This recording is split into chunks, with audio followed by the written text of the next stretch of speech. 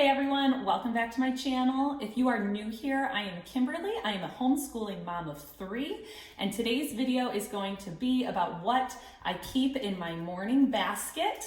And it changes throughout the year, but we are heading into summer, so it's pretty simple. But someone requested that I make a video on what I keep in my basket, so here it is.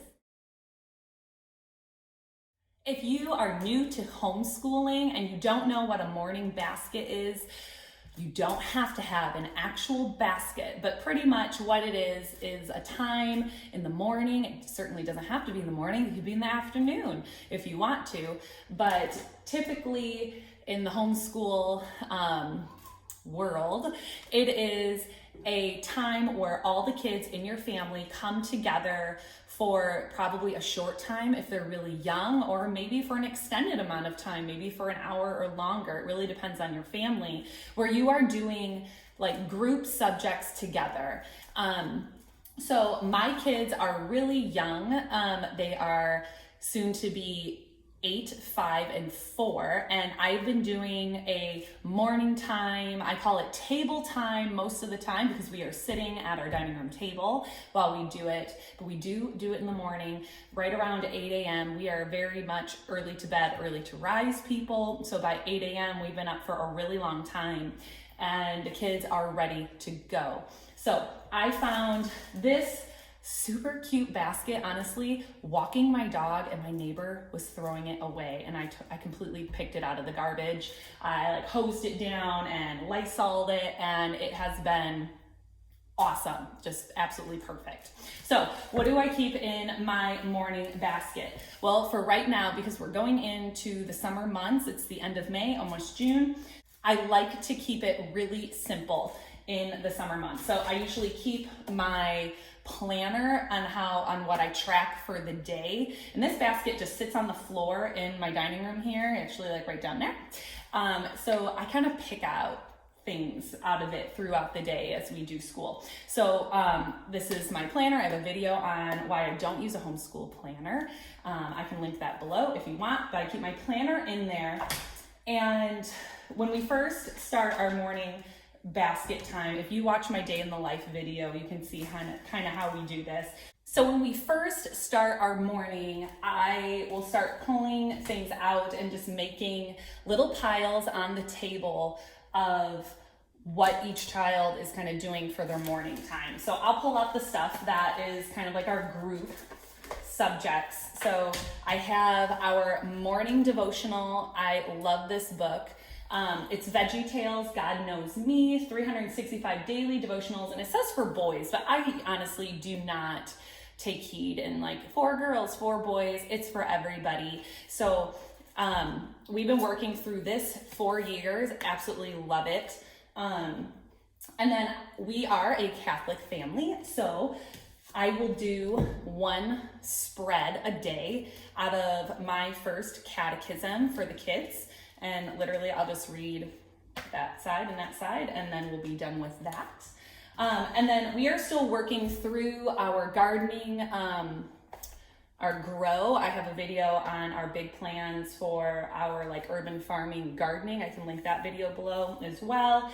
And we are just reading 1 spread. This is a really in-depth book, and obviously it doesn't sink in much for my almost 4-year-old, but my almost 8-year-old is getting quite a bit out of it. So we'll read just, like 1 page or 2 pages out of this every day.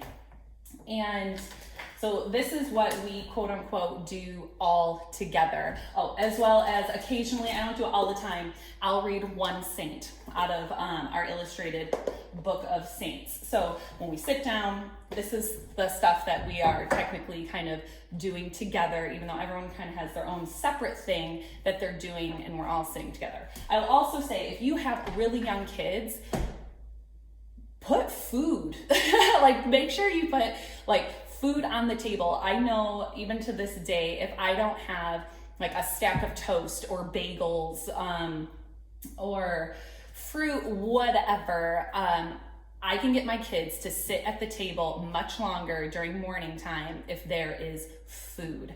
And that has been awesome. I like to keep colored pencils in here because when we do our handwriting, my kids use the Good and the Beautiful for their handwriting. My kindergartner, she's on, I believe this is the kindergarten. Yep, level 1 handwriting. They do a lot of coloring in here, so we gotta have colored pencils.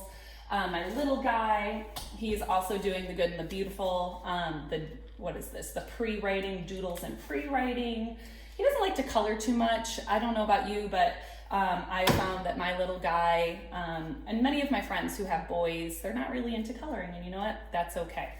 But just in case he does, we have colored pencils, we have their handwriting. For my oldest, she just finished level 5 handwriting from the Good and the Beautiful. She's going to be 8. I think they only have 7 levels. So to kind of slow her down on that, I just take a composition notebook, and in the summer months, I will literally just write, I keep a lot of notebooks in here. There we go. I'll literally just write a few sentences out for her, usually the date, a few sentences based on some maybe observations outside, and then she'll copy it, do a little bit of cursive, half of it's in cursive, half of it's in print, and we'll just do that for some quick handwriting for her. Another thing I like to keep in there, my oldest, it just loves math. It's just her jam. So this is the Usborne's Times Table Practice Pad. I ordered this online through Usborne or Osborne, however you pronounce it. I really love this. She will do a spread in the morning during table time. I like to call it table time. But morning basket, right? The video is called Morning Basket. Call it whatever you like. But we have this that she does. And then, let's see, I always say, just keep a bunch of notebooks in here. I keep a lot of notebooks when the kids just want to write or scribble, age appropriate. My little guys like that. But also, occasionally, if my oldest doesn't want to do her times tables book, sometimes she'll just do a good old, I laminated it, a dry erase multiplication chart. And she'll just knock out a few of those, and that's no big deal. She's also working on the states and capitals, so honestly, anything can be put in your morning basket that best suits your family. My oldest is a flashcard kid. Like, she just enjoys that memorization and doing flashcards. So during co-op this year, she took a states and capitals class. So she got her all the states and all the capitals, and we will do like a region at a time, whether it's, like the southern region or, whatever. And I found this in the Target dollar spot like a couple years ago, and I picked it up, I think for $1. So as I go through this, she has to point on the map where it's at. So this has been a cute little addition that just happened to work out. So we'll do states and capitals. And my daughter also takes piano, so we will go through her piano cards. And yeah, not too much. That's about it. We also do musical multiplication on, not all the time, every once in a while, I'll pull up my iPad and hit play on the digital music, and she'll flip through this. My little ones love the musical multiplication from the Good and the Beautiful. We just are a family that really like little kid songs and just like being really happy and bouncing around that way. But you know what, guys? A morning basket is totally not complicated, super unique to each and every family. And if you have no idea where to get started, or maybe you want some unique resources on what you could include in your morning basket, Pam Barnhill has a great book. I did mention it in my homeschool moms book video. I can link that below as well.